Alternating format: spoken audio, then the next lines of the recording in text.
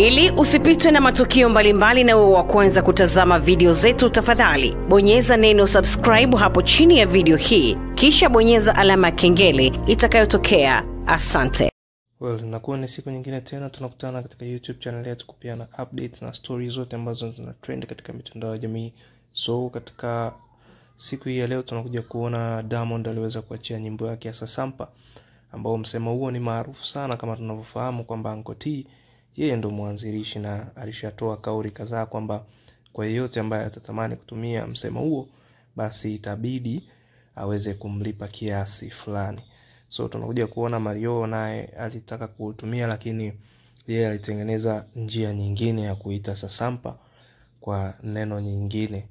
Lakini tumekuja kuona kwa upande wa Diamond, yeye na Uncle T huwa wana ukaribu sana, kiasi kwamba kuna baadhi ya vitu ambavyo mashabiki wengi walikuwa wanatamani kufahamu ni nini hasa ambacho kinawafanya watu hawa wawili wawe karibu sana.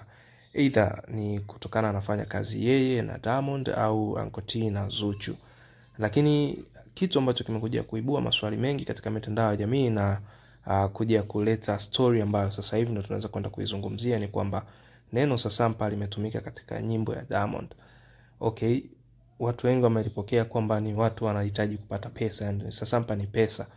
Watu wengi wanafahamu hivyo, lakini kitu ambacho kimekuja kuibua maswali mengi katika mitandao ya jamii ni pale Uncle T alipoposti status yake ya Instagram na kuandika kwamba sijawahi kuona jina hili au msemo huu umeweza kwenda viral kiasi kikubwa hichi na kuweza kubadilishwa na Diamond kuwa sehemu ya kuingiza fedha kwake. So kwa kumalizia alimtag Diamond, lakini pia aliandika eat as usual, yani kula kama kawaida, kula kama unavyokula kawaida.